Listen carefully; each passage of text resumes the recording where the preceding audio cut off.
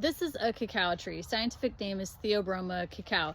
What's interesting about the cacao tree is that it comes from the Amazon basin and it grows in this very jungly mixed environment. And so when you're growing cacao trees, you really, to a certain extent, cannot monocrop the trees. Mono meaning one, crop meaning a food item.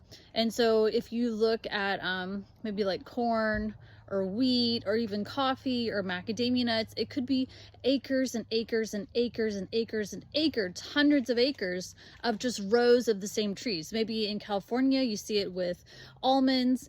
You cannot do that with the cacao tree. It really thrives in that kind of chaotic environment where it's just this mixed medium of different sized trees and plants.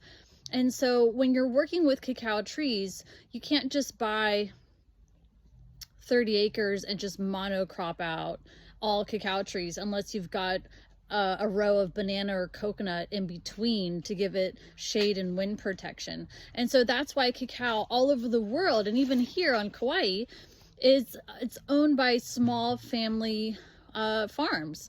And so even if you look at West Africa, which is the world's largest producer of cacao beans, it's all coming from small family farms that are just, you know, a couple of acres or maybe a little bit more, but it's not coming from like just a few big farms. It's all small farms that it's coming from.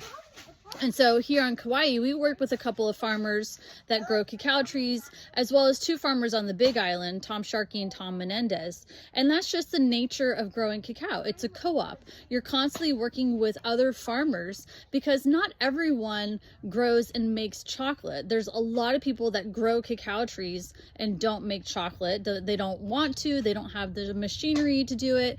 And so just cacao by its nature is a co-op. And so you're constantly working with different farmers to source the cacao pods in addition to our own land. So it's just one of these foods that you can't monocrop it out. It just has to be in this kind of jungly environment to protect it from too much sun and the wind. And it just needs that diverse environment. And so cacao trees were originally brought to West Africa by an African who saw the cacao trees and thought it would be a great cash crop for Africans.